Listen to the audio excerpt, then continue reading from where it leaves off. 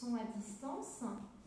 Je suis heureuse d'introduire cette conférence sur la 11e Assemblée du Conseil œcuménique des Églises, avec nos 5 intervenants, dont une à distance, on le regrette. Elle aurait dû être là, et bon, un problème de santé de dernière minute l'a maintenue à distance. Mais heureusement, elle peut être avec nous par Teams. Donc merci beaucoup à Ilia d'avoir fait l'effort d'être là quand même avec nous ce soir.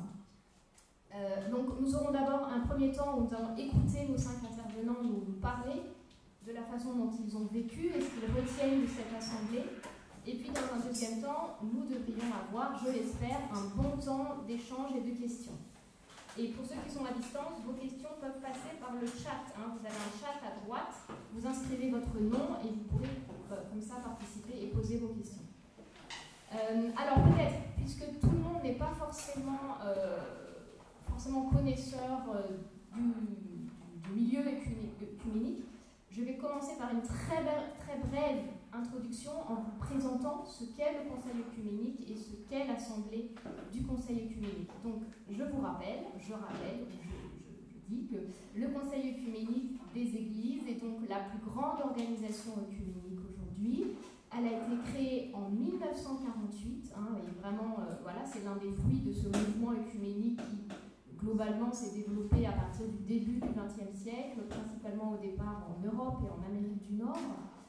Mais aujourd'hui, ce conseil œcuménique rassemble 352 églises ou communautés d'églises, ce qui correspond à 580 millions de chrétiens dans le monde, pour une bonne centaine de pays. Et aujourd'hui, la plupart de ces églises et communautés d'églises sont en fait ancrées en Afrique, en Asie, au Proche-Orient, en Océanie, donc représentent vraiment le visage du monde entier, on va dire, de tous les chrétiens, en termes en tout cas géographiques. Alors, ce conseil œcuménique, il s'est d'abord pensé, voulu comme un lieu d'échange, comme un lieu de discussion, comme un lieu de prière et de réflexion commune. Et il se donne 3 grandes visées. D'abord, chercher les voies d'une unité visible, unité de foi et unité de communauté eucharistique. Ensuite, il se donne aussi pour but de parvenir à un témoignage commun dans le cadre de la mission, de l'évangélisation. Et puis enfin, c'est aussi le service du frère, donc il se donne pour but de pouvoir servir ensemble les besoins de l'humanité et répondre notamment aux exigences de justice et de paix. Ce conseil œcuménique, précisément parce qu'il se donne pour première vocation d'être un lieu d'échange, un lieu de discussion, il s'est donné comme lieu législatif fondamental l'Assemblée, qui se réunit normalement tous les 8 ans, donc c'est pas si souvent, ce grand événement, où se retrouvent des délégués de toutes les églises membres. Mais vous ne verrez pas seulement. Donc, cette assemblée, elle a pour but de décider des grandes orientations que devra suivre le Conseil œcuménique des Églises dans les années à venir. Elle produit aussi des textes, et notamment des déclarations. Et puis, elle élit un comité central qui, lui, se réunit tous les 2 ans et cherche à mettre en œuvre les grandes orientations décidées par l'Assemblée. Et puis, le comité central lui-même élit un comité exécutif qui, lui, se réunit 2 fois par an et, voilà, évidemment, a un rôle encore plus soutenu pour la mise en œuvre. Alors, je reviens à cette assemblée. Donc, il y a environ entre 3000 et 4000 participants à une assemblée. Ils étaient un peu plus de 3000, je crois, cette année. Il y a différents types de participation. Il y a d'abord les délégués des églises et communautés d'églises membres qui vont voter, justement, pour décider des grandes orientations, qui vont travailler les textes et les déclarations. Et à côté de ces délégués, il y a aussi les observateurs délégués des églises non membres. Et nous pouvons citer notamment l'Église catholique et des églises pentecôtistes. Nous reviendrons sur la question de la non-participation officielle de l'Église catholique au Conseil œcuménique des Églises. Il y a aussi des des observateurs et partenaires qui ne sont pas officiellement délégués par leurs églises, mais qui sont là pour suivre les travaux, pour participer aux différents événements aussi qui ont lieu autour de l'Assemblée. Il y a aussi, par exemple, il y a des pré-assemblées dont on vous parlera, il y a des workshops, des ateliers, hein, et je tiens à souligner que l'ISEO a pu avoir tenir un atelier cette année où il a présenté sa propre pédagogie pour l'enseignement de l'œcuménisme. Il a quelques-uns des intervenants ici justement en faisaient partie.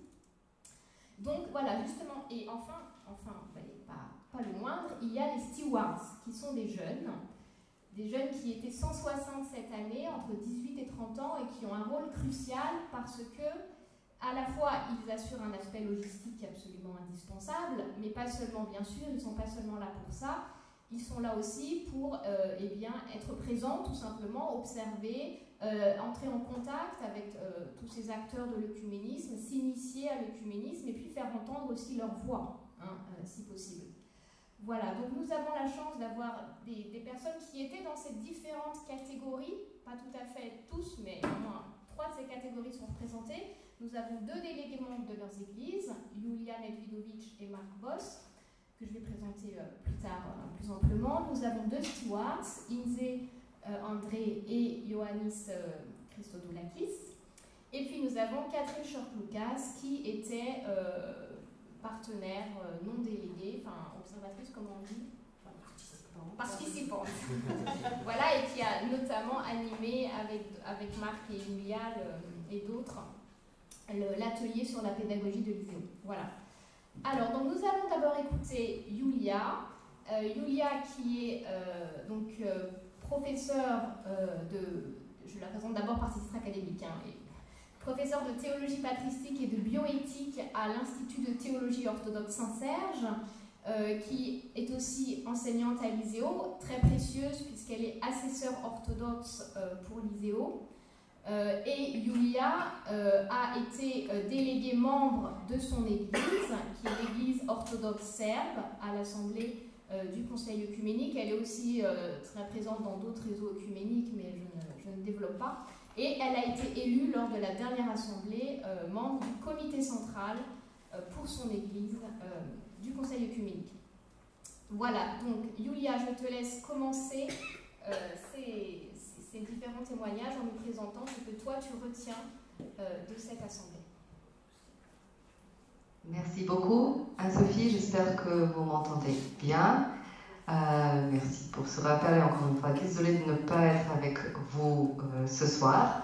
Donc peut-être simplement aussi rappeler que cette assemblée a eu lieu en Allemagne cette année, en fait sur le seuil européen, parce que ce n'est pas toujours le cas. Elle s'est tenue entre le 31 août et le 8 septembre 2022. Et elle avait pour thème « L'amour du Christ pousse le monde à la réconciliation et à l'unité », donc un passage tiré de 2 Corinthiens 5, 14. Donc moi j'ai participé à la 11e assemblée du COE avec la bénédiction du Saint-Synode des évêques de l'Église orthodoxe serbe. Et donc la délégation officielle de mon église était composée de 9 membres. Donc chaque église en dépendant du nombre de membres de son église, détient un certain nombre de participants à l'assemblée. Ce que j'ai retenu immédiatement lorsque j'ai vu des autres personnes qui faisaient partie de ma délégation, c'était qu'elle était constituée de jeunes personnes. Ayant participé auparavant au dialogue œcuménique au niveau de la conférence des églises européennes, c'était plutôt des évêques un peu plus âgés. Là, il y avait des évêques, il y avait des prêtres, il y avait des laïcs, il y avait des hommes et des femmes, et je me considérais parmi la plus âgée de la délégation. C'était un peu réjouissant, je dois dire. Alors, donc, outre les membres de la délégation officielle en tant que telle, l'Église orthodoxe serbe avait d'autres membres qui ont pris part à divers événements qui étaient parallèles à l'Assemblée. Et là, il faudrait mentionner donc la pré-assemblée du Forum théologique œcuménique global, Getty, et les différents stewards qui venaient de la faculté de théologie de Belgrade. Le programme de l'Assemblée se déclinait chaque jour presque de manière identique, sauf pour le week-end, lorsque les organisateurs ont pris en charge quelques visites en Allemagne, en Suisse, en France, pour permettre aux participants de l'Assemblée de mieux découvrir les lieux, leur histoire et les communautés locales. Bien évidemment, on a très peu de temps pour que je puisse tout vous relater de ce qui m'avait touché. Et je vais essayer de vous présenter en parcourant la construction d'une journée pour vous dire un petit peu ce que je retiens. Donc la journée commençait par les prières. C'est si on donnait le souffle et la vie à l'ensemble de l'événement. J'insiste particulièrement sur l'importance que prennent ces temps de prière car elles permettent de donner le sens de célébration à cet événement et ne pas simplement le réduire à une réunion avec des travaux, des points fixes à résoudre. Après ce temps de prière avaient lieu les matinées thématiques. Donc elles se déclinaient sur différents sujets. La première portait sur le dessein de Dieu pour l'ensemble de la création, réconciliation et unité. La deuxième avait pour sujet l'Europe. La troisième, affirmer la plénitude de la vie. La quatrième, affirmer la dignité humaine et notre humanité commune. Et la cinquième et dernière, le lien de l'unité chrétienne et le témoignage commun des églises. Donc comme on peut voir, c'est des thèmes, sujets importants qu'on avait à l'esprit au moment de la convocation de cette 11e assemblée. Ces plénières thématiques étaient suivies des home groups, qui réunissaient un certain nombre de délégués qui venaient de différentes familles ecclésiales, ainsi que de différentes régions géographiques. Ces groupes ont été introduits pour la première fois lors de cette assemblée générale. Leur but consistait à permettre une meilleure connaissance et cohésion entre les différents membres qui participaient à l'assemblée.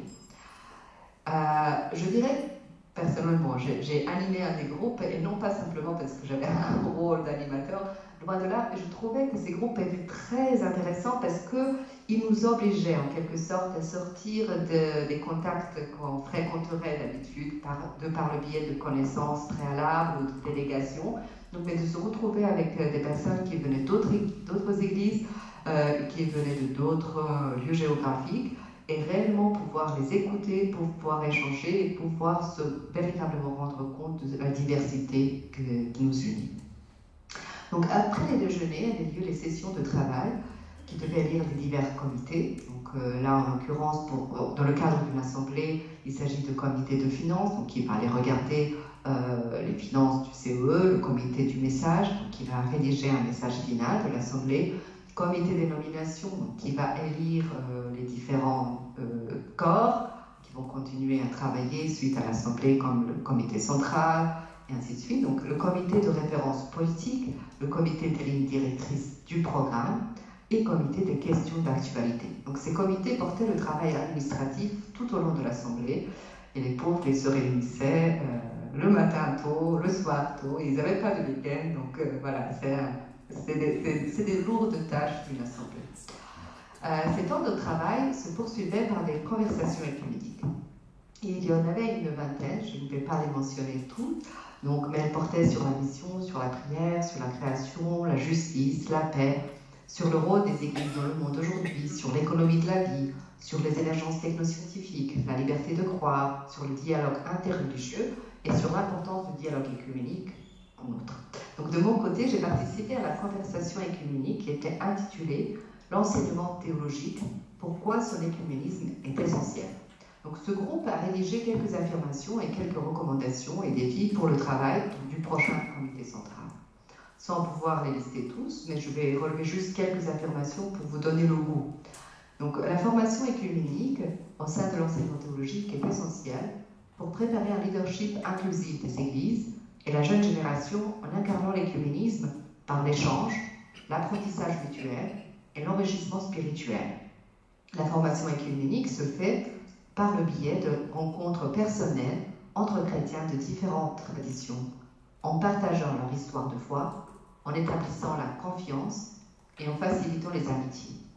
Un deuxième point disait que les institutions théologiques sont appelées à introduire l'éducation écuménique dans leur programme en incluant les histoires diverses et riches des différentes traditions ecclésiales dans leur contexte et à s'engager dans des discussions fructueuses avec d'autres institutions théologiques, universités et communautés religieuses.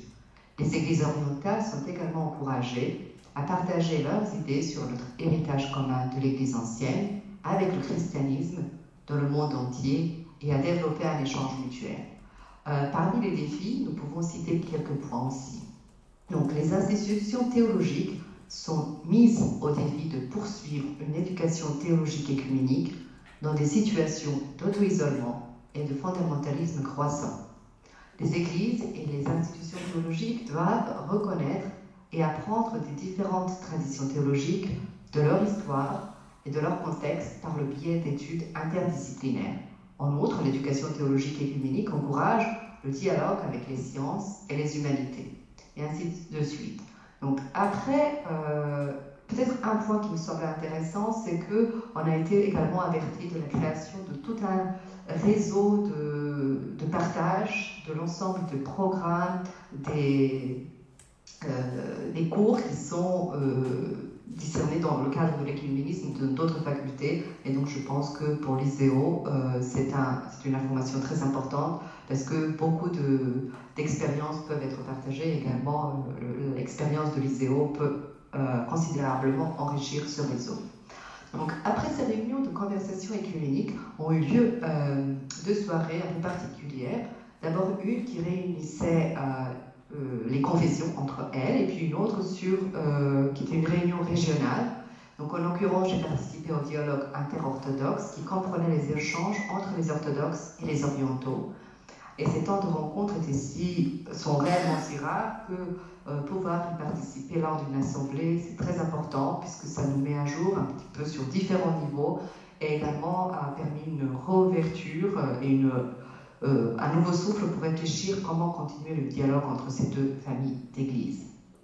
Donc chaque journée de travail s'est terminée aussi par un temps de prière. Les prières étaient organisées de manière confessionnelle, encore une fois, et c'était très très très belle, très riche et porteuse d'un véritable souffle de l'esprit. Donc un point qui nous a touché particulièrement en tant qu'orthodoxe, et comme vous pouvez l'imaginer, concerne le conflit actuel en Ukraine, surtout que donc, cette assemblée avait lieu en Europe. On savait très bien que ce point allait susciter déjà en soi énormément de questions. Donc lors de l'ouverture de la 11e assemblée du CEE, l'archiprêtre professeur Dr. Johan Sauka, qui est prêtre de l'Église orthodoxe roumaine mais agit en tant que secrétaire général par intérim du CEE, il a présenté donc son rapport à l'Alliance. Et dans son discours inspirant, qui a été d'ailleurs chaleureusement accueilli par toutes les personnes présentes, il a souligné qu'en ces temps difficiles, nous ne pouvons avancer que si nous marchons ensemble. Et donc dans son annonce, il a fait référence aux visites officielles qui ont eu lieu ces derniers temps par les membres du CEE, donc dont celles en Ukraine, en Palestine, en Syrie, au Liban, donc qui étaient particulièrement importantes. Il a notamment parlé en détail donc, de sa visite en Ukraine qu'il a effectuée, a-t-il dit, dans le but de faire venir à cette assemblée des représentants des églises ukrainiennes, même si elle ne compte aucun membre du CEE, afin donc d'engager un dialogue sur la situation dans le pays susmentionné. En conséquence, 11 personnes étaient présentes à l'assemblée, certaines de l'église orthodoxe ukrainienne canonique, donc à savoir reconnues par toutes les églises orthodoxes, et d'autres des églises qu'on appelle encore aujourd'hui non canoniques, parmi les orthodoxes, et donc qui sont dites orthodoxes ukrainiennes, parce qu'elles ne sont tout simplement pas encore reconnues par l'ensemble des églises orthodoxes. Le père Johan a également ajouté que le CEE a condamné la guerre en Ukraine, la qualifiant d'agression et donc a laissé un appel pour que cessent les meurtres. Il a ensuite souligné qu'il fallait répondre à la demande d'exclusion de l'Église orthodoxe russe du Conseil, donc de l'Assemblée, or que le CEE ne peut pas et ne veut pas imposer ou entreprendre de mesures éthiques ou religieuses qui pourraient diviser la communauté et que le CEE, donc en tant que tel, doit rester une communauté mondiale d'églises. Donc cela signifie, selon lui, que le CEE est appelé à être une plateforme libre, également sûre, de rencontres et de dialogues, où nous pouvons nous rencontrer et nous entendre, même lorsque nous ne sommes pas d'accord. Donc, au cours de ces sessions, le président... Oui, bien sûr. Donc, on avait aussi un discours prononcé sur le même thème par le président allemand Frank-Walter Steiner, qui a été différemment reçu par aussi bien les membres du CEE que par les différentes églises, parce qu'il fallait voir est-ce que et de quelle manière un représentant d'État pouvait avoir une certaine influence sur le travail du CEE. Également, l'Église orthodoxe russe n'a pas réagi pendant le conseil en tant que tel, ils ont réagi sur leur site, on peut revenir plus tard. En tout cas, en ce qui concerne donc les déclarations, je vais me référer finalement à la guerre en Ukraine, paix et justice dans la région européenne. Donc cette déclaration-là condamne l'invasion illégale et injustifiée de l'Ukraine par la Russie et a appelé à nouveau un cessez-le-feu. La déclaration affirmait avec force que la guerre est incompatible avec la nature même de Dieu. Et je cite, donc nous appelons toutes les parties à se retirer et à s'abstenir de toute action militaire à proximité de la centrale nucléaire de Zaporozhye et d'autres lieux similaires qui pourraient constituer une menace inimaginable pour les générations actuelles et futures, comme l'indique le texte. Or, le CE maintient son désir de rester le lieu de partage et d'échange et finalement de rendre possible l'écoute de toutes voix qui sont membres du CE. Pour ne pas terminer avec les notes aussi graves et noires, j'aimerais bien, pour conclure, finalement rappeler le point final du message qui portait sur l'unité de ce document, qui à mon sens ramasse un peu le tout et donne la vision telle que le CE se la donne, mais telle que moi-même je la conçois et j'aimerais bien la vivre. Donc nous affirmons la vision du CE pour l'unité visible de tous les chrétiens et nous invitons les autres chrétiens à partager cette vision avec nous. Nous invitons également toutes les personnes de foi et de bonne volonté à croire avec nous qu'un monde différent, un monde respectueux de la terre vivante, un monde dans lequel chacun a le pain quotidien et la vie en abondance, un monde décolonialisé, un monde plus aimant, harmonieux, juste, pacifique et possible. Dans un monde alourdi par tant de douleurs, d'angoisse et de peur, nous croyons que l'amour que nous avons vu en Christ apporte les possibilités libératrices de la joie, de la justice pour tous et de la paix avec la terre. Mus par l'Esprit Saint, poussés par une vision d'unité, nous faisons route ensemble, résolus à pratiquer l'amour du Christ, à suivre ses pas en tant que disciples et à porter une torche d'amour dans le monde, confiant dans la promesse que l'amour du Christ pousse le monde à la réconciliation et à l'unité. Et je vous remercie pour votre attention.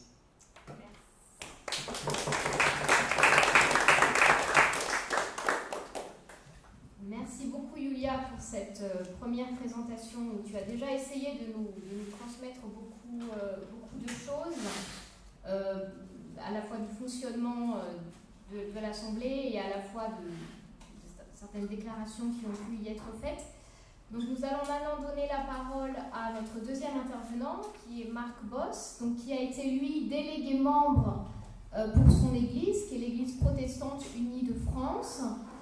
Marc Boss qui enseigne la philosophie et l'éthique à l'Institut protestant de théologie, faculté de Paris, et qui, alors lui aussi, a été récemment élu, à la même assemblée, délégué au sein du comité central.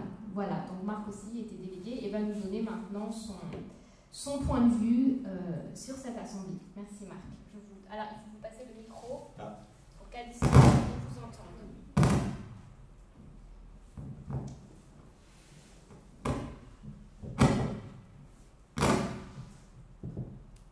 Voilà, ça va. Est-ce que c'est assez près comme ça? Vous m'entendez?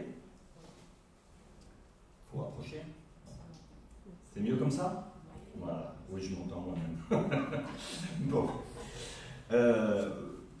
Bien, je commence par un sujet un peu léger, comme on en a convenu avec Yulia, pour faire écho à ce qu'elle a dit sur la représentation des délégués côté orthodoxe français.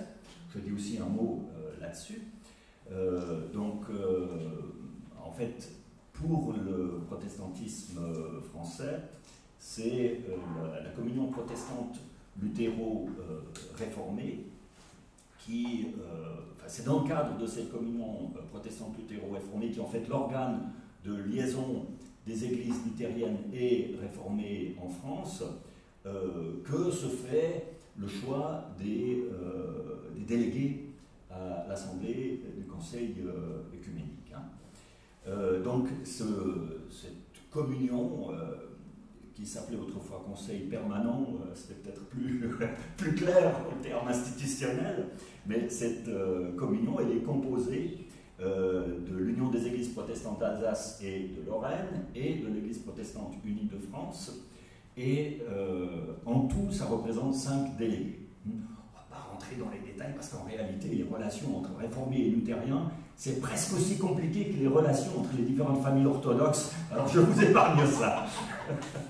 Bien.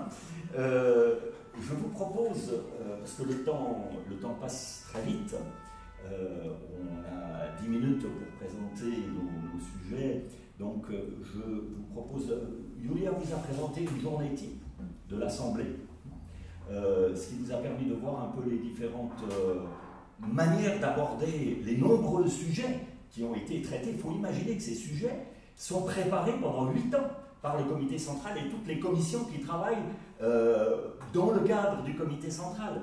Donc, ça ne dure qu'une semaine. Il y a 4000 personnes qui sont réunies, mais bon, ça carbure, ça travaille beaucoup pendant cette semaine-là. Il y a beaucoup de dossiers à traiter. Évidemment, ici, on peut donner qu'un tout petit aperçu de ce qui s'est fait pendant cette semaine.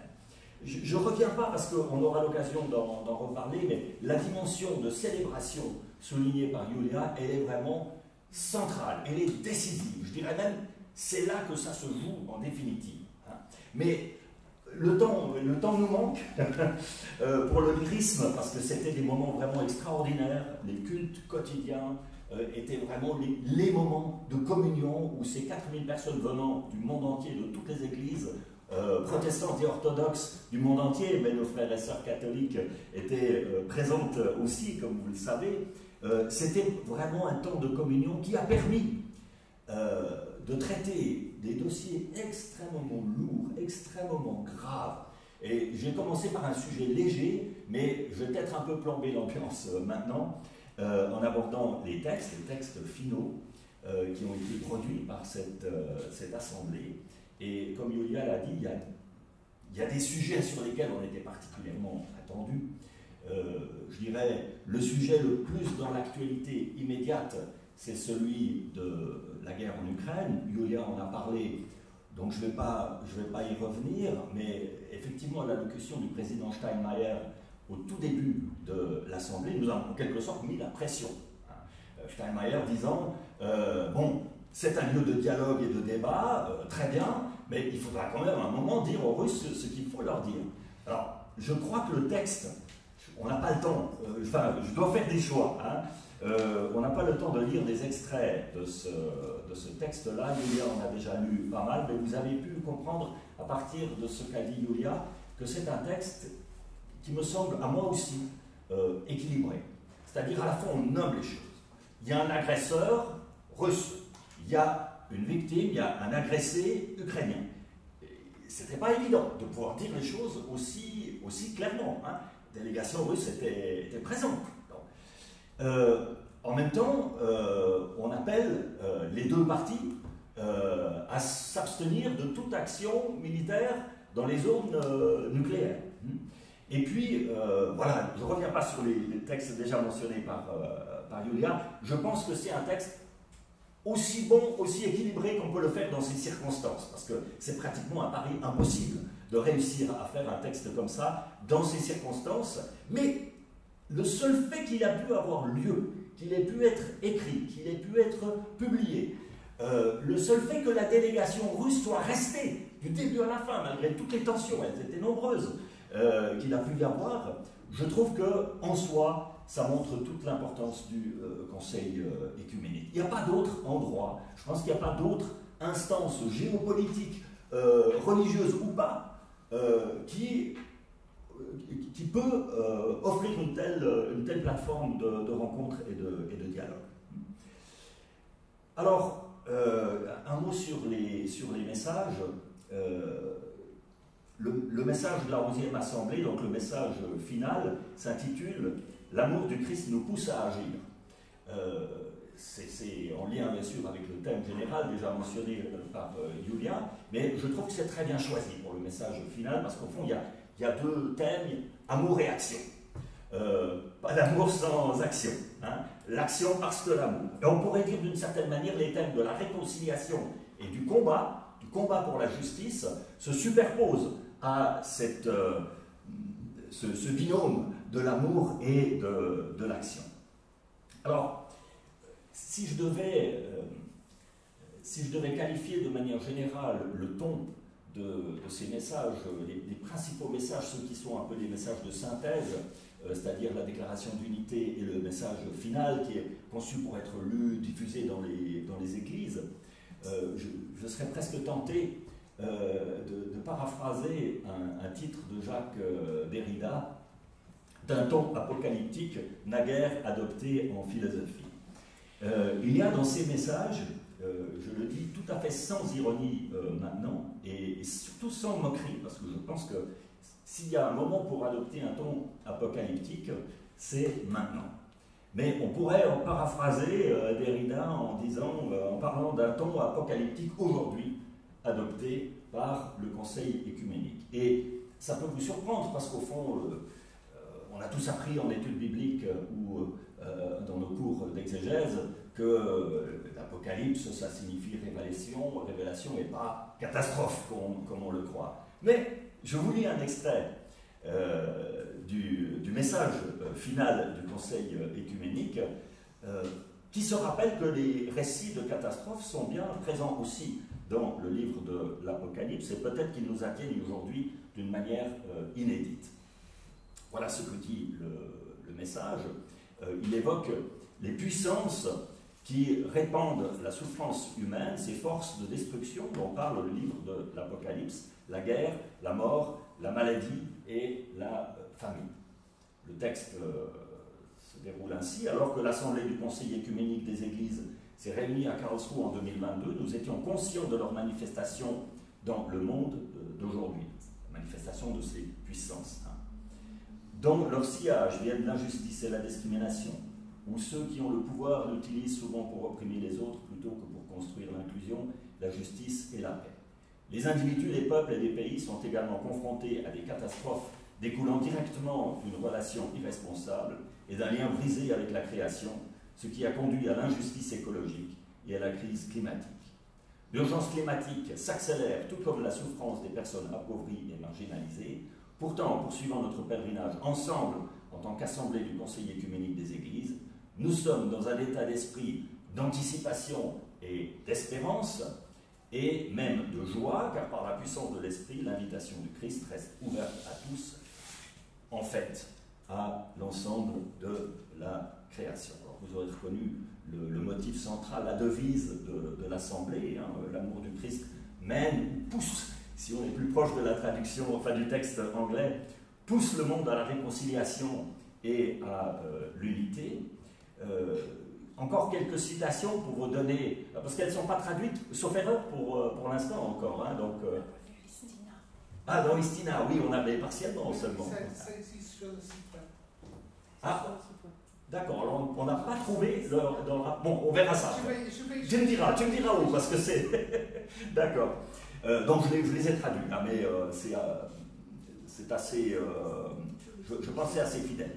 Nous trouverons la force d'agir à partir d'une unité fondée sur l'amour du Christ, car elle nous permet d'apprendre les choses qui font la paix, de transformer la division en réconciliation et d'œuvrer à la guérison de notre planète vivante.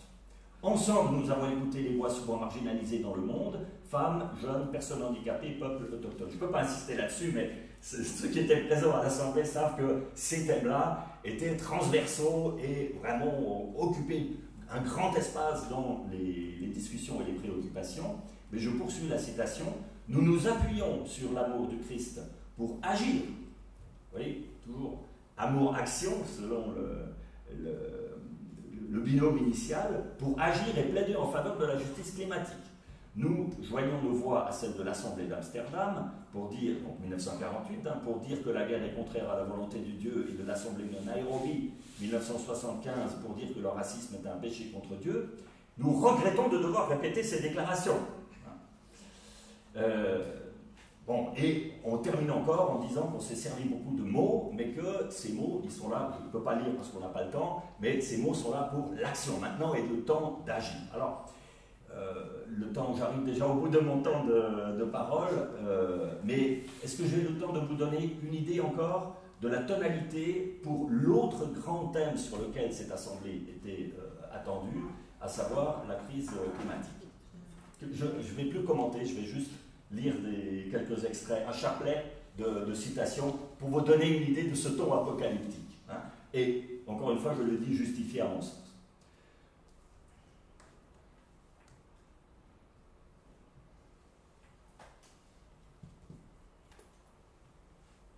Excusez-moi, je me suis perdu. La planète vivante en quête d'une communauté mondiale juste et durable. Alors que l'amour du Christ pousse le monde à la réconciliation et à l'unité, nous sommes appelés à la métanoïa et à une relation renouvelée et juste avec la création qui s'exprime dans notre vie pratique. Il nous reste peu de temps pour que cette métanoïa ait lieu. Le comité central du Conseil écuménique des Églises, réuni en juin de cette année, a noté que l'île de Kiribati, dans le Pacifique, confrontée à la montée du niveau de la mer, avait déclaré l'état de catastrophe naturelle en raison d'une sécheresse prolongée. Alors que nous nous réunissons pour la 11e assemblée du COE, nos sœurs et frères du Pakistan sont confrontés aux pluies les plus abondantes de mémoire d'homme et à des inondations qui ont fait 1162 morts, 3554 blessés et 33 millions de déplacés. 4 années de pluie insuffisantes dans la Corne de l'Afrique ont mis 22 millions de personnes en danger de famine. En Europe, une sécheresse sans précédent depuis 500 ans a touché de vastes étendues du continent. Ces conditions météorologiques extrêmes et les crises humanitaires qui les accompagnent sont les signaux d'alarme d'une urgence climatique. En outre, l'instabilité et la concurrence accrue pour les ressources résultant du changement climatique exacerbent considérablement les risques de conflit. En outre, le changement climatique est une urgence de santé publique ayant été reconnue comme une cause majeure de mortalité et de morbidité humaine. Le déplacement, la relocalisation, ou la migration induite par le climat ne sont plus une question de si ou de quand, mais se produisent maintenant. Je vous ai dit, c'est un chapelet de citations. Nous manquons de temps, nous devons nous repentir de l'égoïsme, de la cupidité, du déni des faits et de l'apathie de l'homme qui menace la vie de toute la création. Le temps nous est compté. Cette assemblée, écoutez bien, c'est quand même, quand je vous parle d'un ton apocalyptique, il est là. Cette assemblée est la dernière chance que nous avons d'agir ensemble pour empêcher que la planète ne devienne inhabitable. Et oui, la prochaine, c'est dans 8 ans. En particulier, aucun délai supplémentaire n'est possible si nous voulons avoir une chance de rester dans la limite plus sûre de... Bon, vous connaissez les questions techniques, je coupe la citation ici. Un élément théologique dans ce texte. L'amour du Christ nous appelle à une profonde solidarité, à une quête de justice pour ceux qui ont le moins contribué à cette urgence, mais qui en souffrent le plus, physiquement, existentiellement et écologiquement, par une transformation des systèmes et des modes de vie. Notre théologie doit répondre à une urgence d'une telle ampleur. Et on mentionne ici en particulier les peuples autochtones. On dit qu'une transition juste vers des sources d'énergie renouvelables doit être accélérée.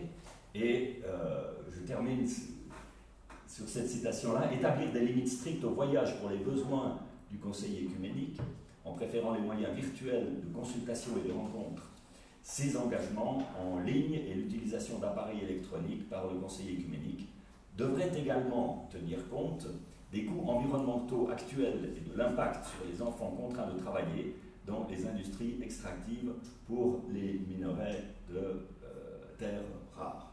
Je termine, n'ayant pas de téléphone portable moi-même, et ayant été assez agacé par le fait que tout passe par des applis pendant toute l'assemblée du Conseil écuménique, je me dis, tiens, il y a quand même une sensibilisation, le tout numérique n'est pas non plus la solution. Bon, il faudrait parler aussi des conversations écuméniques, mais Julia en a déjà très bien parlé, donc je m'arrête ici.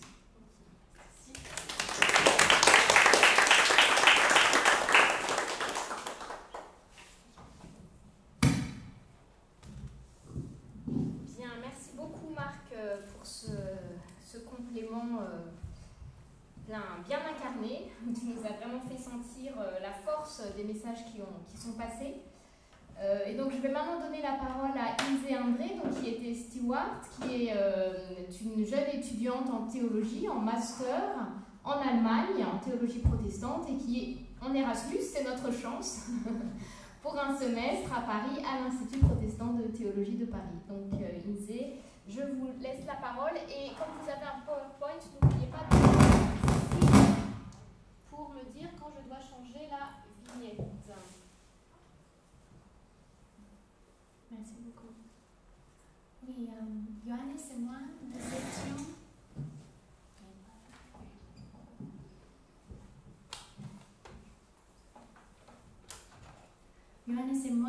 étions de 120 stewards à l'Assemblée du Conseil œcuménique des Églises.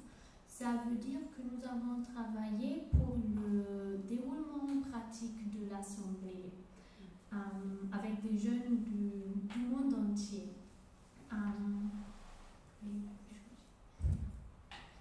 Nous avons également participé au rassemblement œcuménique des jeunes à Karlsruhe juste avant la Grande Assemblée. Et le rassemblement œcuménique des jeunes consistait de la pré-assemblée des jeunes, de la formation de Getty, des stewards et d'autres groupes de jeunes de la sphère œcuménique. Notre thème pendant ces jours était la réconciliation. Il y avait des séances plénières, mais aussi beaucoup de programmes autour de cela. C'était des jours assez intenses. Et pendant ces événements, j'ai aperçu un échange assez émotionnel. Souvent, les thèmes concernaient des enjeux très spécifiques et ils viennent des contextes assez précis. Et ça m'a parfois débordé le savoir qu'on est ensemble dans ce cadre unique en se préparant pour cette grande assemblée et on a vu qu'une petite partie des enjeux de la jeunesse et des jeunes et du monde. Et pour les jeunes délégués qui avaient été envoyés par leur église, c'était encore plus intensif, je pense. Ils se préparaient vraiment aussi pour présenter nous à la grande assemblée qui suivait.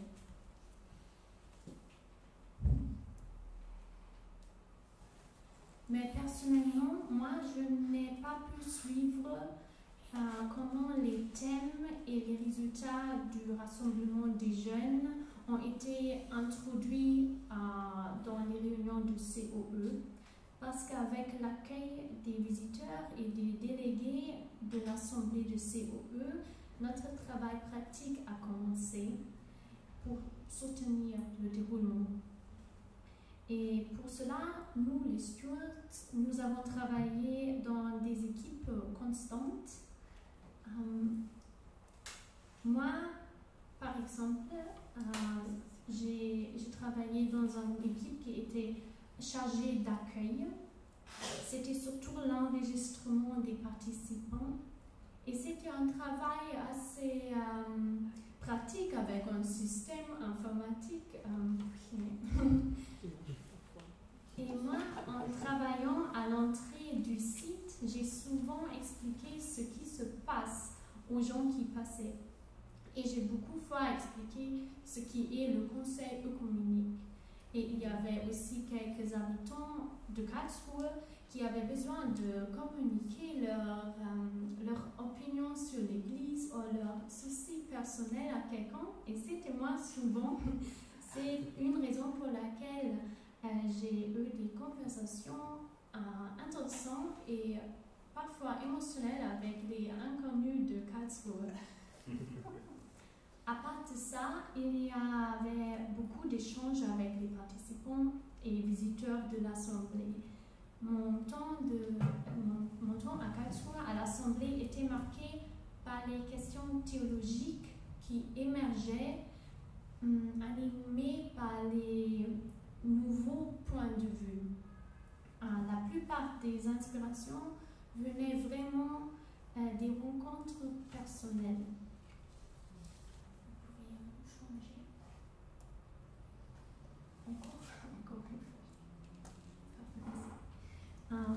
Alors, peut-être maintenant et pour la prochaine fois, c'est mon défi de mieux connaître les structures et les méthodes du travail du COE et du travail œcuménique en général. On m'a souvent expliqué à Karlsruhe que la jeunesse et les jeunes sont le présent et l'avenir de l'Église. Et pour moi, c'est une phrase très jolie, mais aussi une invitation. Et je veux le comprendre comme défi pour moi personnellement. Merci.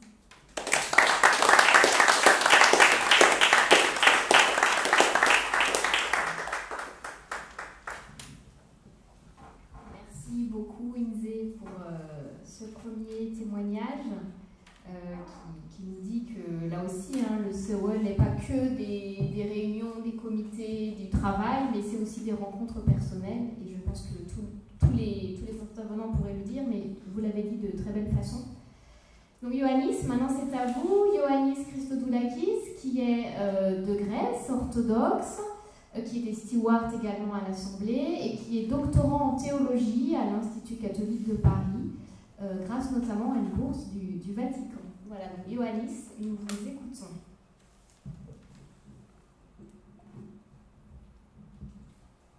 Merci beaucoup. Alors, à l'Assemblée générale du Conseil œcuménique des Églises, j'ai participé avec Inze en tant que steward. Les stewards viennent de toutes les parties du monde et représentent leur Église. Le but de ce programme est que les gens s'impliquent dans le travail du Conseil œcuménique, comprennent ses fonctions institutionnelles, entrent au contact direct avec les mouvements œcuméniques et socialisent avec des personnes de différentes dénominations et églises au sein de l'espace œcuménique. Comme steward, mon lieu de travail était les salles de plénarisme. Pratiquement, les stewards étaient responsables de toutes les fonctions d'une salle pouvant accueillir environ 3000 personnes. Documents, arrangements, dépouillement de vote, Q&A, casque de traduction étaient les dimensions pratiques de notre travail.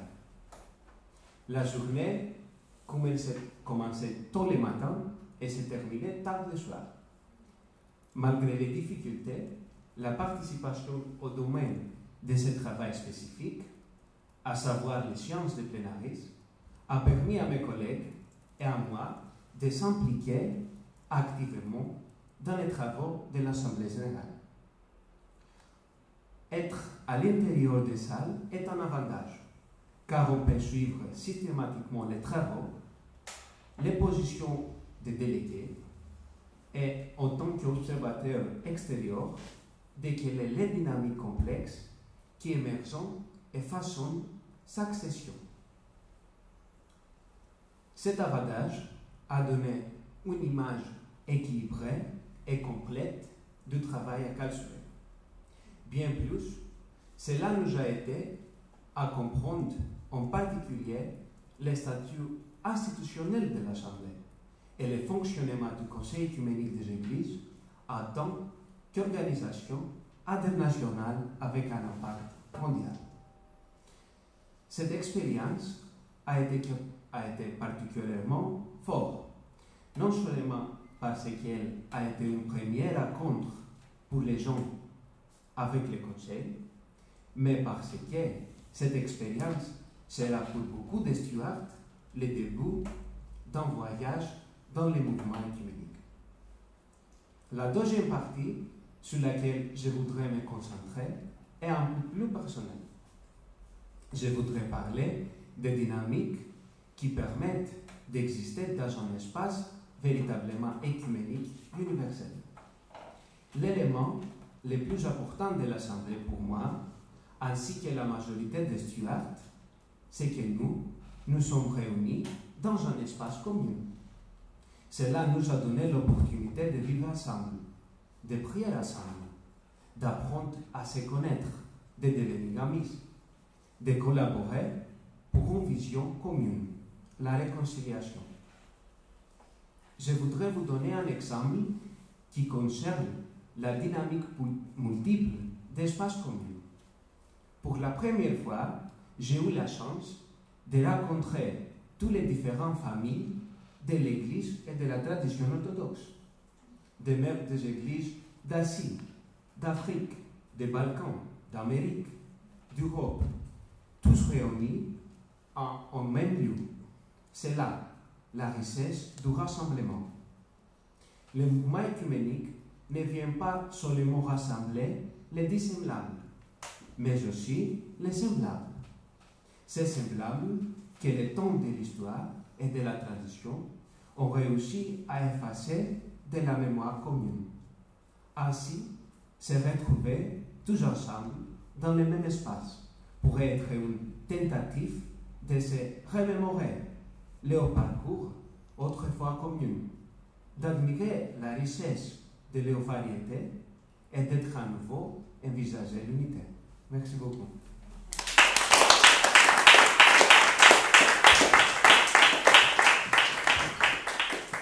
Merci beaucoup, Ioannis. Merci d'avoir insisté aussi sur la dimension là aussi très incarnée de cette assemblée. Dans le fond, l'important, c'est d'être ensemble dans un même lieu et du coup d'être obligé de se cogner tous les jours et d'échanger. Donc voilà, nous allons maintenant écouter notre dernière intervenante, Catherine Shork-Lucas. Catherine, qui est catholique, enseignante à l'ISEO et qui a été 10 ans directrice des études à l'ISEO, où elle enseigne l'histoire du mouvement œcuménique et la théologie œcuménique. Et Catherine était donc, alors elle est aussi membre d'un certain nombre de groupes œcuméniques, parmi lesquels je ne les citerai pas tous, le groupe des Dombes et le comité mixte anglican-catholique. Et donc Catherine était à l'Assemblée notamment pour animer avec d'autres, mais c'est elle qui coordonnait le fameux workshop dont je vous ai parlé, l'atelier sur la méthode pédagogique propre à l'ISEO, et elle a pu ainsi profiter d'un certain nombre d'événements de l'Assemblée, et donc elle est là pour nous en parler. Merci Catherine, on vous écoute. Voilà, bonsoir à tous et à toutes, vous qui êtes ici dans la salle, et je salue tout particulièrement les jeunes sœurs assomptionnistes, étudiantes à notre faculté. Bienvenue. J'ai pu participer à l'Assemblée de Karlsruhe car l'atelier que nous avons proposé sur la pédagogie interculturelle et interconfessionnelle de l'ISEO a été retenu par le comité organisateur du Conseil œcuménique des Églises, que nous remercions très chaleureusement. Nous remercions également l'Institut catholique de Paris qui a soutenu notre participation et les membres de l'équipe de communication qui nous ont aidés à préparer les outils préalablement. Donc merci à vous.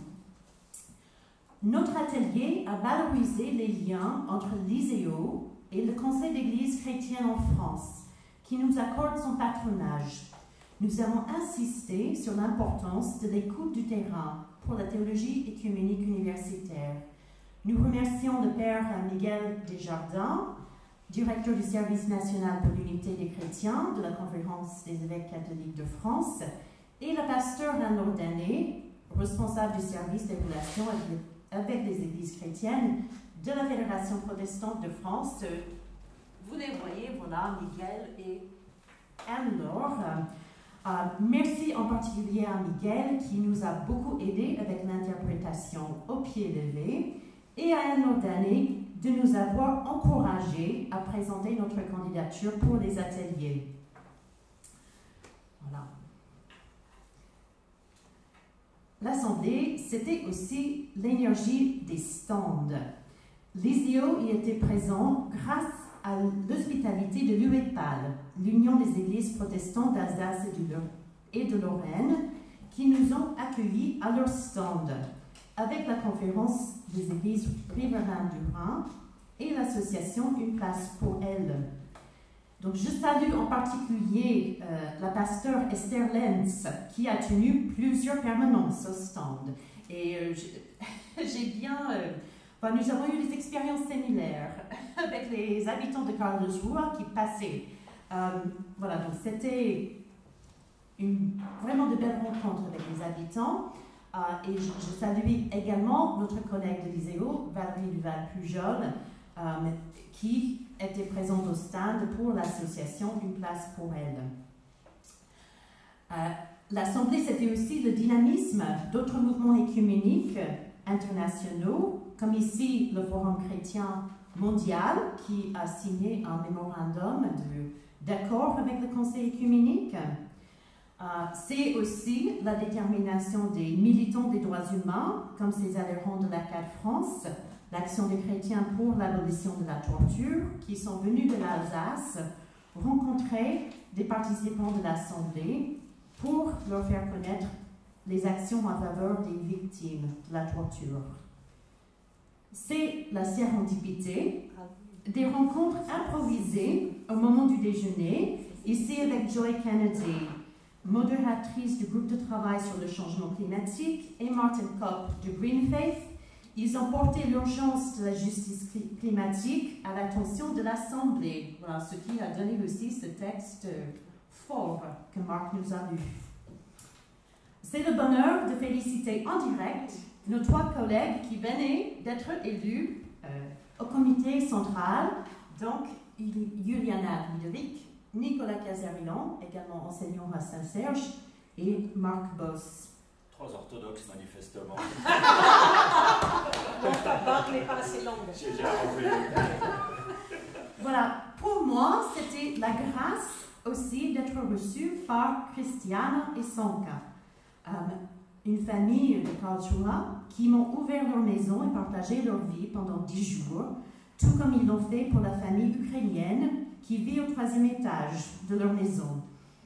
Éloignée des églises institutionnelles, mais engagée dans le questionnement sur la transcendance par l'art que vous voyez ici, la musique et surtout leur grande générosité.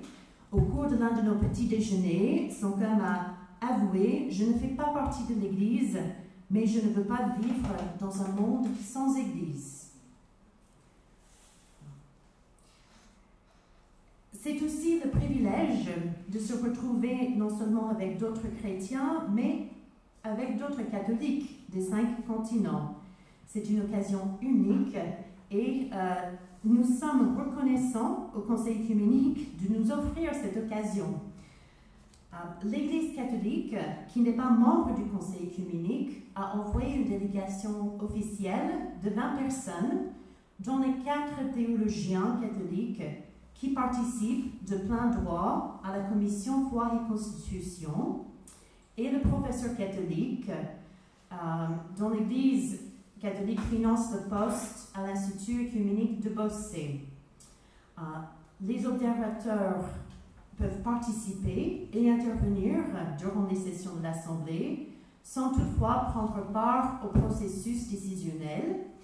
2 représentants catholiques ont participé au groupe responsable pour rédiger le message final de l'Assemblée. En plus de ces 20 délégués officiels, au total, nous étions environ 190 catholiques à participer à divers titres. Il y avait 2 réunions confessionnelles au cours de l'Assemblée. La première, plus formelle, a consisté en une introduction par le cardinal Kurt Corr, le préfet du dicaster pour la promotion de l'unité des chrétiens, et un temps de questions et réponses avec l'évêque Brian Farrell. La question de la justice du genre et le rôle des femmes dans l'Église catholique a été soulevée. Une deuxième réunion de type bilan a lieu l'avant-dernier jour de l'Assemblée, où chaque participant a pu s'exprimer. Nous étions une vingtaine. C'est un exercice qui a mobilisé plus de synodalité. Le cardinal Kurt Corr a lu le message de salutation du pape François lors de la première séance plénière, et je cite ce message du pape François: « La réconciliation entre les chrétiens constitue la condition fondamentale d'une mission crédible de l'Église. L'écuménisme et la mission vont de pair et sont interdépendants. » L'évêque Brian Farrell est intervenu dans la plénière sur l'unité chrétienne et le témoignage commun des églises. Il a évoqué la nécessité pour les églises de ne pas se contenter de chercher des points communs, mais d'affronter les différences grâce à une herméneutique renouvelée. Et je le cite: « Quelles sont les différences qui sont parfaitement légitimes? Quelles sont les différences qui sont compatibles? Et quelles sont celles que nous devons encore essayer de surmonter parce qu'elles font obstacle à une communion plus profonde. Il a aussi suggéré la possibilité de comprendre la relation entre l'Église catholique et le Conseil œcuménique comme un partenariat. À la question de pourquoi l'Église catholique n'est-elle pas membre du Conseil œcuménique lors de la réunion confessionnelle, l'évêque Brian Farrell a donné 2 éléments de réponse. D'abord, sur le plan ecclésiologique, l'Église catholique ne se comprend pas comme une entité nationale ou régionale comme les autres églises membres du Conseil œcuménique, comme l'Église de Suède, par exemple. Ensuite, le nombre de délégués à une assemblée est déterminé par le nombre de membres d'une Église, et avec plus d'1 milliard de catholiques à travers le monde, la question de la représentativité reste problématique. À l'approche de l'Assemblée, le groupe mixte de travail entre l'Église catholique et le Conseil œcuménique a publié son 10e rapport, que vous voyez ici, intitulé « Marcher, prier et travailler ensemble, pèlerinage œcuménique ». Ce rapport comporte 2 textes avec des recommandations aux églises. Le premier, « La paix est un trésor pour tous et pour toutes », une réflexion œcuménique sur la construction de la paix dans les situations de conflit et de violence. Et le deuxième, « Les migrants et les réfugiés, des défis et des opportunités œcuméniques ». Ce rapport rend compte de tout ce que l'Église catholique et le Conseil œcuménique ont entrepris ensemble depuis 2014. Et c'est important, le rapport note l'augmentation conséquente dans la fréquence, l'intensité et la qualité des collaborations. Maintenant, 2 expériences que je retiens et que je continue à interroger. D'abord, la prière commune comme voix, V-O-I-E, de l'unité chrétienne, et voix, V-O-I-X, de l'Église universelle. Et je suis d'accord avec Marc Boss, cette prière commune était décisive. Rassemblés sous une même tente ouverte, nous avons vécu un temps exceptionnel, rythmé par le souffle de la prière commune, malgré le bruit environnant des conflits, des contre-témoignages, des trahisons. La voix de la prière semble être encore franchissable, une voix audible qui continue à retentir malgré tout, comme les cloches des églises de Karlsruhe, pour nous appeler à la prière d'ouverture de l'Assemblée. Vivre des célébrations de prière commune m'a rapporté de la vitalité et de la résolution pour continuer sur la voie de l'unité.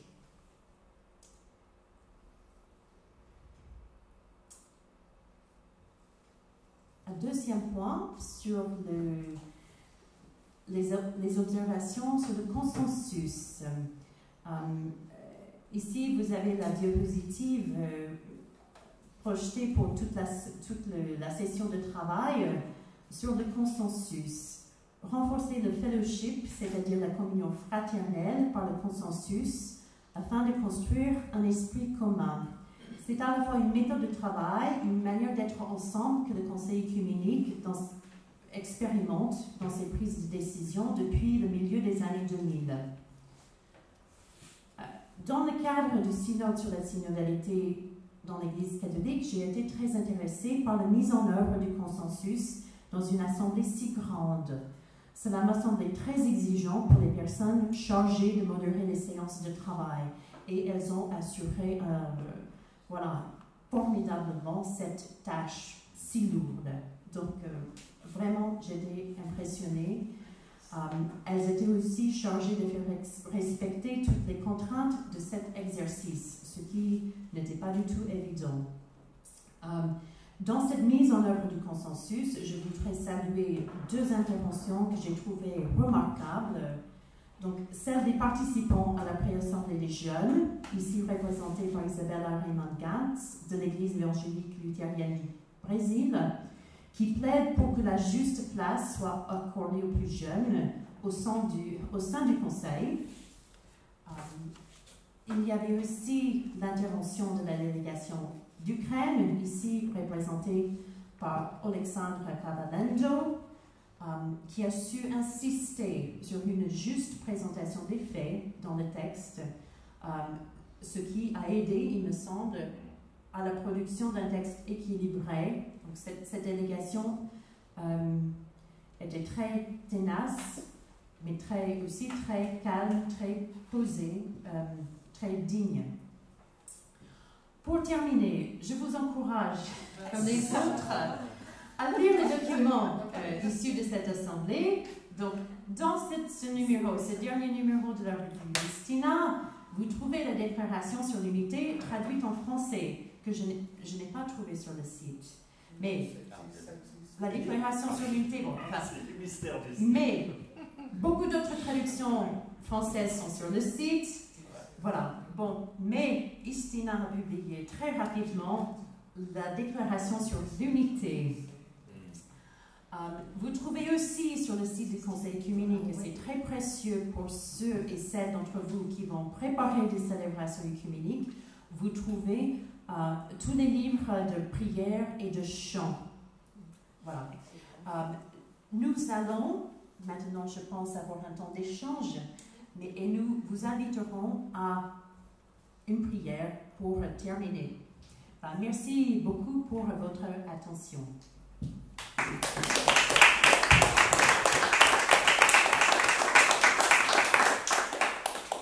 Merci beaucoup, Catherine, pour ce... Voilà, c'est un feu d'artifice que tu nous as proposé, mais qui t'a vraiment permis de saisir un peu toute la richesse de ces rencontres. J'imagine qu'on doit mettre du temps pour assimiler tout cela.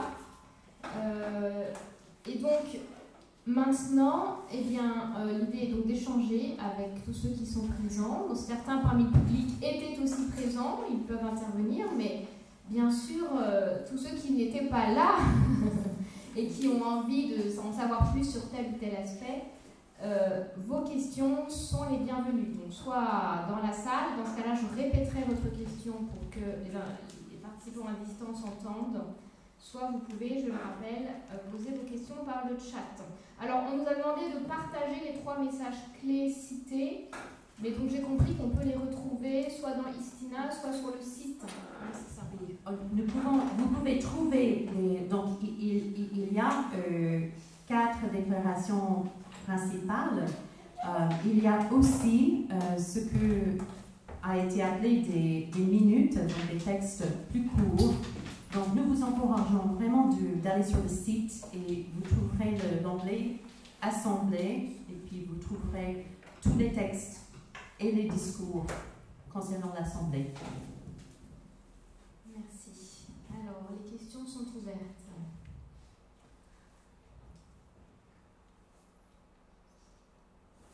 Oui. Alors, allez-y. Réaction. J'ai pas une question, mais j'ai une réaction. Oui. Bon, je m'appelle Stephen Brown, je travaille avec le Conseil. Je suis dans le vie de rédacteur en chef d'Ecumenical Review. À l'Assemblée ici, j'ai travaillé avec le comité de message. Bon, moi, j'étais plutôt pour toutes les questions techniques que le contenu. Alors peut-être juste, je redis pour les personnes à distance.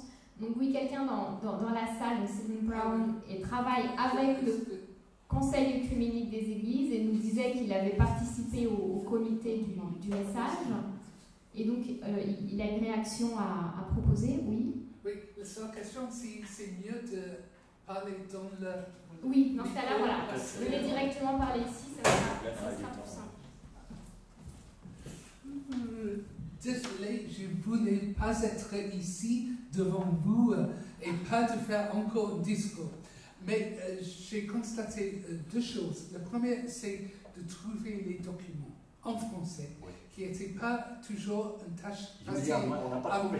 À mon avis, j'ai maintenant 3-4 personnes qui ont dit. Et on peut faire des choses à Genève, mais j'encourage beaucoup ici en France de trouver un site web où vous pouvez mettre les documents en français et puis c'est plus facile de donner un lien parce que les gens sachent que les documents sont en français. Bon, ça c'est une chose plus technique. Mais il y a deux personnes qui ont parlé du président Steinmeier.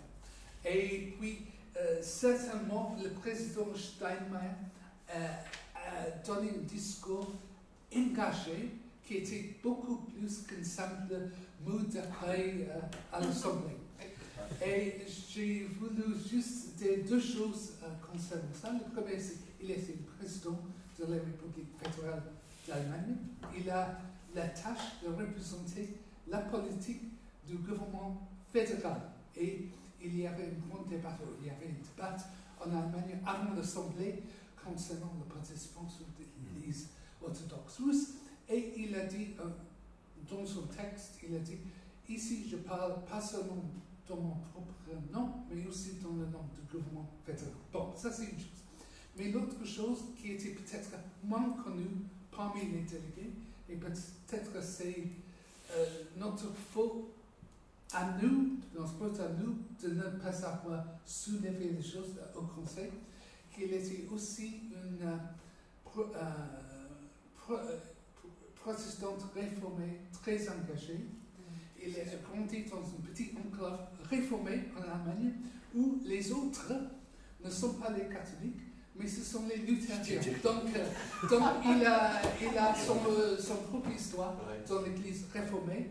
S'il n'était pas élu président de la République en 2017, il aurait devenu le président du Kirchentag. Donc il était très engagé dans l'Église. Et je pense les mots qu'il a prononcés, que certains délégués ont dit, c'est pas la tâche du président de dire les choses comme ça.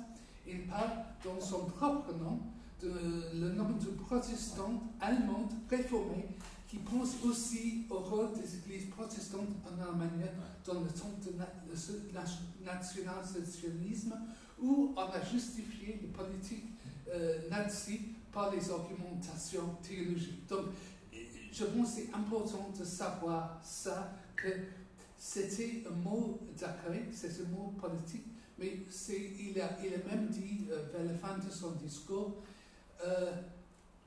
je parle sœurs et frères, et je peux dire ça parce que moi je suis aussi chrétien comme vous. Donc, je pense que c'est une chose qui a été très intéressante aussi du point de vue de la relation Église-État en Allemagne. Donc, j'ai voulu juste le préciser parce que deux personnes ont mentionné le Steinmeier. Donc, voilà. Merci beaucoup pour cet apport. Alors, je vois deux questions qui sont complémentaires, qui sont très larges. Donc, je laisse l'un ou l'autre s'emparer du micro pour répondre. Quels sont les points de convergence qui, selon vous, vont structurer le travail des 8 prochaines années et quels sont les points de divergence qui vont freiner ce travail? On se tourne vers les deux membres du comité central qui auront la responsabilité de travailler ces points. Ouais. Yulia, tu veux commencer ou je commence comme tu veux? Brièvement, je peux dire ce qui me vient en premier à l'esprit, vraiment sans une réflexion profonde. Je pense que les points qui touchent au monde, en fait, à l'écologie, vont être certainement celles qui vont nous unir tous parce que c'est une question commune.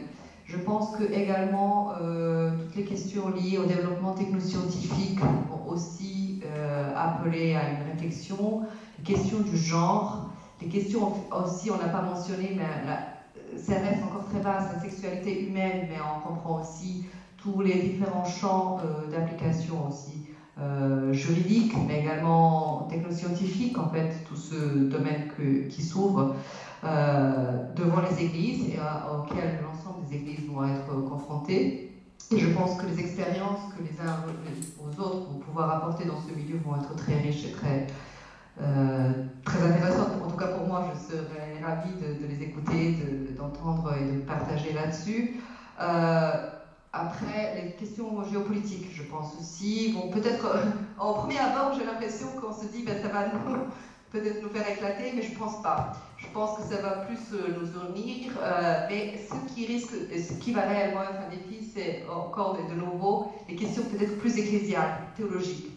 Donc j'espère vivement que là on va réussir à s'en sortir, parce que c'est des questions anciennes mais qui retournent en fait sur la façon de comprendre ce que l'Église est. Je vois aussi du côté des églises orthodoxes, je l'ai mentionné, mais je pense que ça va aussi, tout en étant impliqué dans le débat géopolitique, mais ça va trouver une solution à la question de la reconnaissance ou la non-reconnaissance de certaines églises. Je l'ai mentionné par exemple la question de l'église ukrainienne. Et là, effectivement, j'ai même discuté avec les membres de la délégation russe sur ce point, qui disaient, nous, voilà, on est conscient de toute la situation et des difficultés auxquelles cette église particulière aujourd'hui est confrontée. Aussi, une partie de leurs membres sont nos membres aussi aujourd'hui.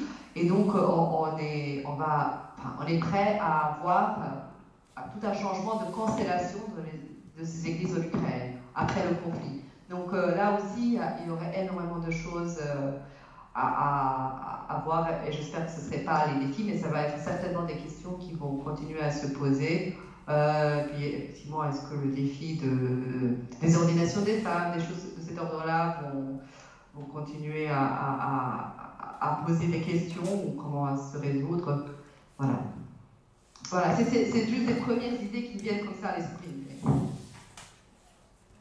Je fais tout à fait la même.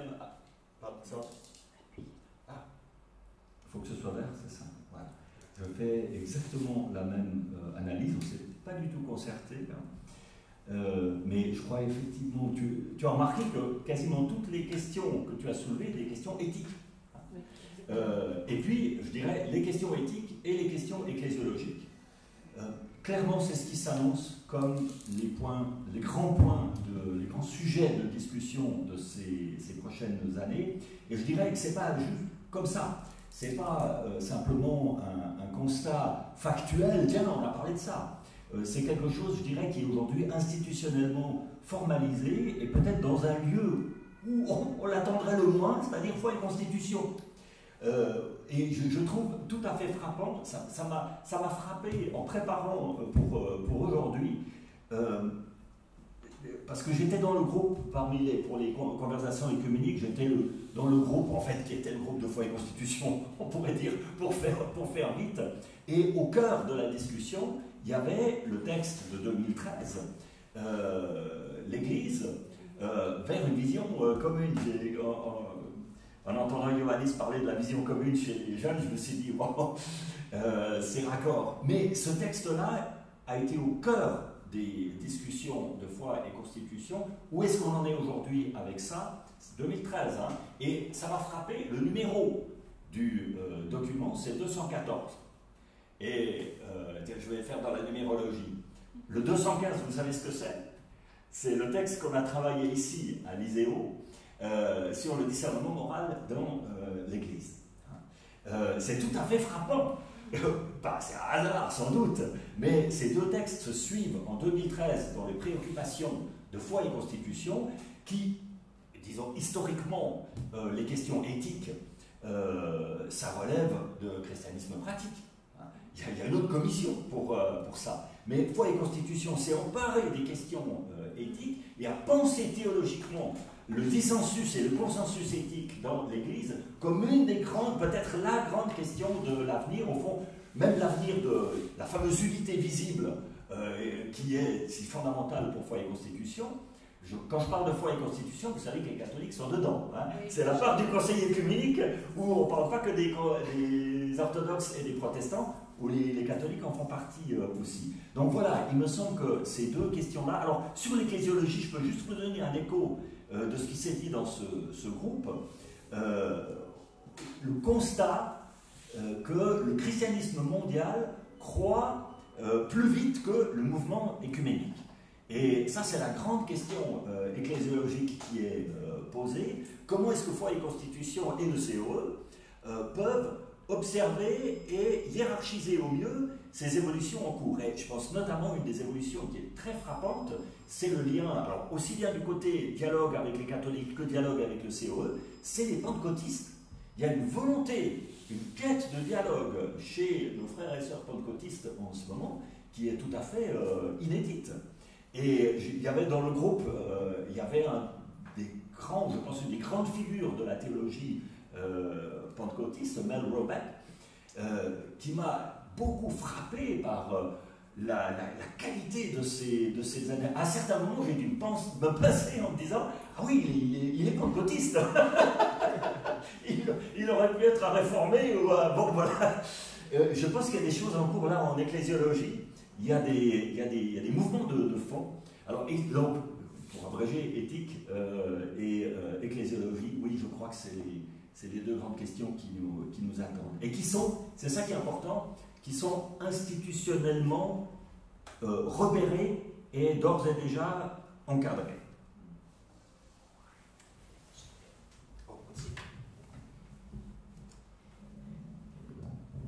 Juste pour compléter ce que tu dis, Marc, parce que nous avons eu la chance d'entendre lors de la réunion confessionnelle Myriam Whelans, qui fait partie de Foi et Constitution et qui nous a parlé du travail sur les questions éthiques, et elle nous a expliqué à un moment comment la méthode du travail a dû se déplacer et que le fait de rentrer davantage dans un discours narratif a aidé la Commission à continuer à avancer sur les questions éthiques. Donc je pense que ces champs vont appeler aussi à des innovations sur le plan méthodologique. Voilà.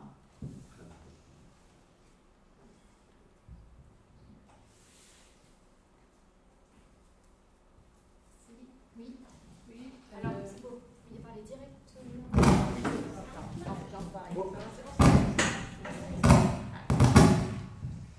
Oui, je voulais savoir si le Forum chrétien mondial a pu avoir un espace de parole et de témoignage, parce que l'expérience qui est vécue, où chacun peut dire son expérience du Christ et de ce qu'il a fait dans sa vie, change complètement le regard qu'on peut avoir sur l'autre. On ne peut plus dire, par exemple, je ne suis pas chrétien, non, je suis pas un chrétien, et je suis, comment dirais-je, étonné de ce que peut engendrer cette rencontre dans des choses si diverses. Et que ça, pour moi, c'est la promesse d'un dialogue possible. Et que souvent, j'ai l'impression que dans les dialogues plus officiels, on a passé un peu sous silence cet aspect spirituel des personnes qui sont là. Voilà, donc je me dis, est-ce qu'il y a un impact du Forum chrétien mondial? Est-ce qu'il a pu avoir sa place? Comment il a été reçu, etc.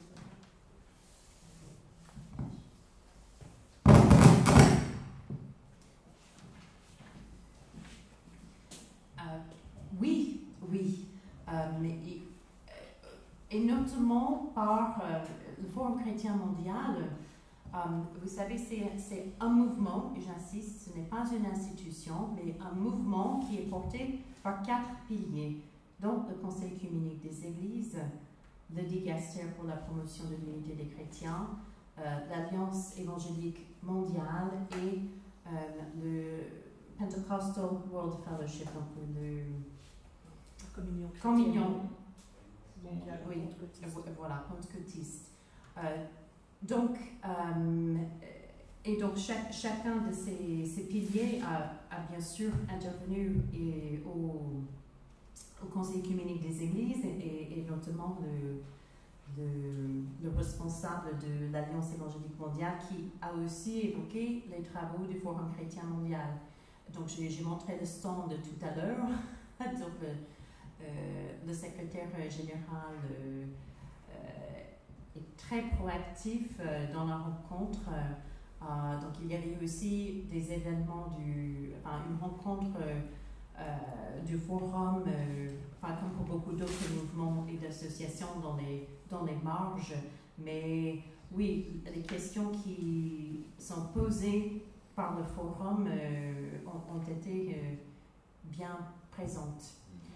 Je pense qu'on peut ajouter aussi, Marc a évoqué cette volonté des pentecôtistes. Donc les pentecôtistes au niveau mondial ont créé une commission pour l'unité chrétienne voilà, cette année. Donc ça aussi, c'est un très beau signe d'engagement.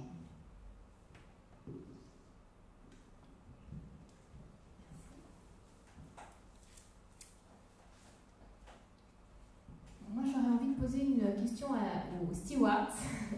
Ils ont évoqué la pré-assemblée des jeunes, mais du coup, est-ce que vous pourriez nous dire justement quelles sont un peu les paroles, les orientations qui ont été le fruit de cette assemblée, les principales paroles qui ont été retransmises ensuite à l'assemblée?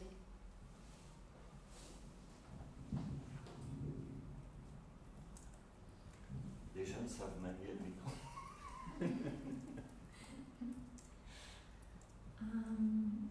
Alors, il y avait 3 grandes sessions plénières pendant cet rassemblement et les thèmes étaient la réconciliation avec nous-mêmes, avec les autres et avec l'oikos.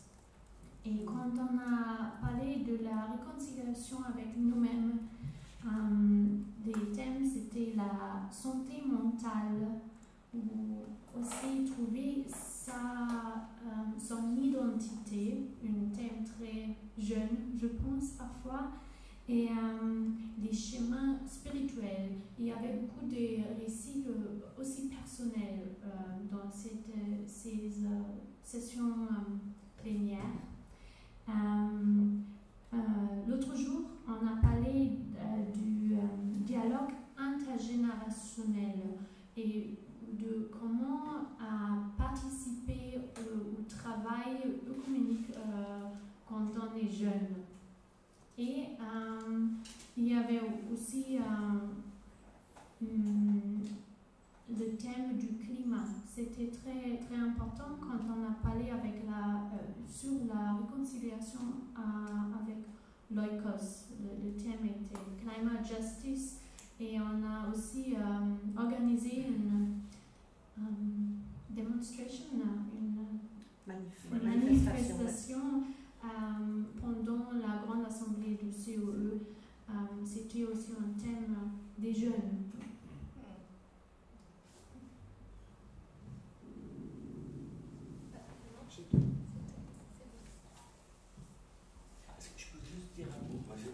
La perception d'un vieux, d'une vieille personne, pratiquement la totalité des interventions qui étaient très remarquées des stewards, des jeunes qui s'étaient organisés pour prendre la parole, ça a été dit, voilà, c'était tout à fait remarquable, mais je pense quand même qu'il y avait disons que le thème du climat était dominant dans ces interprétations, et je trouvais aussi remarquable que ces interventions des jeunes n'étaient pas faites au nom de la jeunesse ou pour la jeunesse, on veut de la place pour nous les jeunes, etc. Enfin, le discours qu'on a tous tenu, que je pense depuis 3000 ans, toutes les générations tiennent les unes après les autres.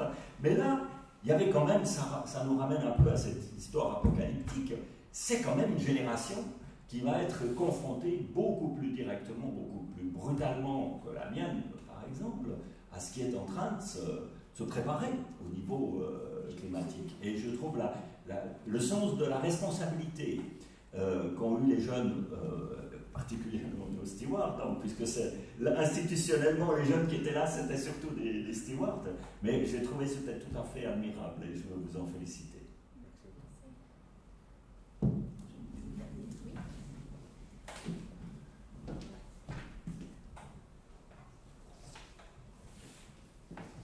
Jane Strance, j'ai passé toute l'assemblée au 19e étage du centre de presse, voilà, du 7h du matin jusqu'à 10h du soir. Voilà, c'était presque pire que d'être steward.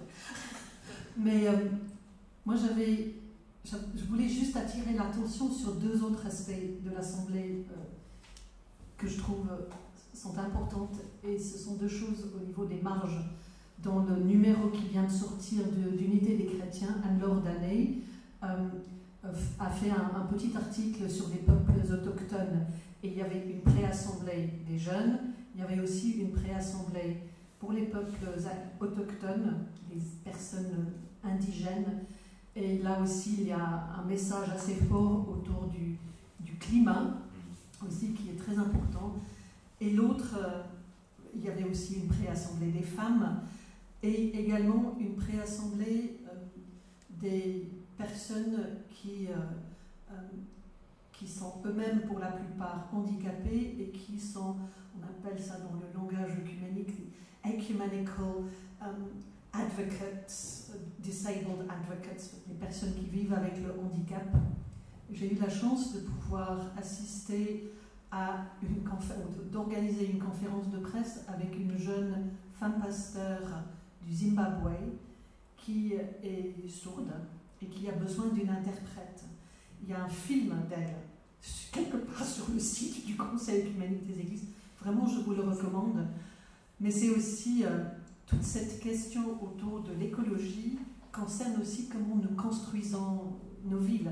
Comme une personne handicapée moi-même, je suis particulièrement sensible dans le métro parisien, par exemple, et je pense que c'est aussi une partie du travail au niveau mondial, au niveau global, comme on dit, du mouvement œcuménique, où nous parlons beaucoup des marges, mais la réalité était très présente aussi lors de l'Assemblée, peut-être encore plus cette fois-ci qu'à d'autres assemblées auxquelles j'ai pu assister.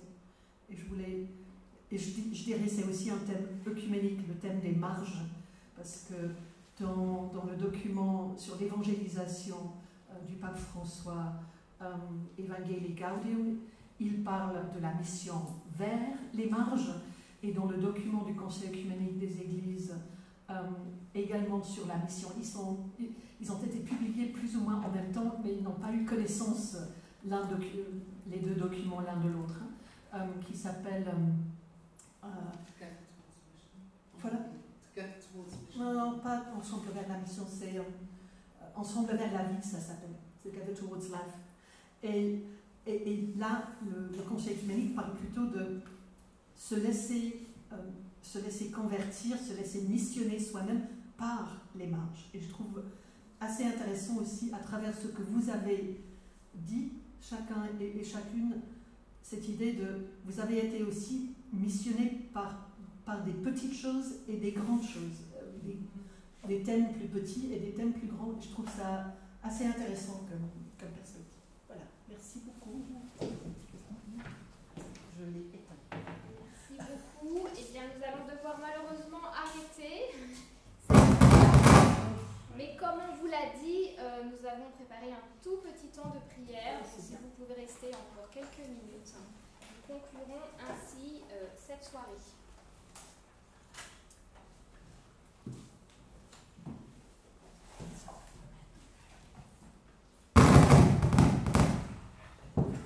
Donc, nous allons vous mettre le PowerPoint. Donc, nous vous proposons la prière qui conclut la déclaration sur l'unité. Et puis, nous vous proposons de prendre le refrain de Thésée, Ubi Caritas, qui a été chanté de manière spontanée lors de la séance consacrée à l'unité de l'Église. Donc, je pense que nous pourrons dire cette prière tous ensemble.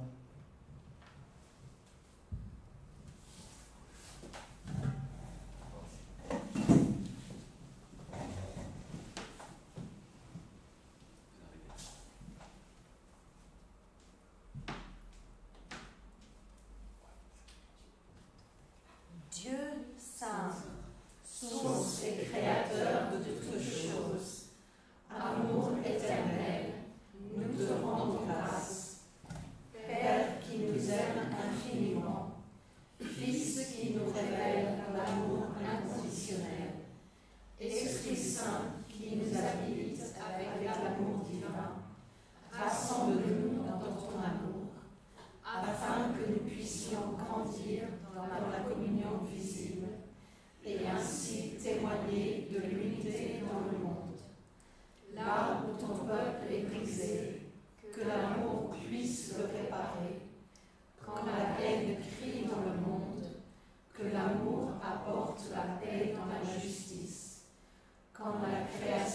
gémis, que la rédemption vienne sur toute la terre.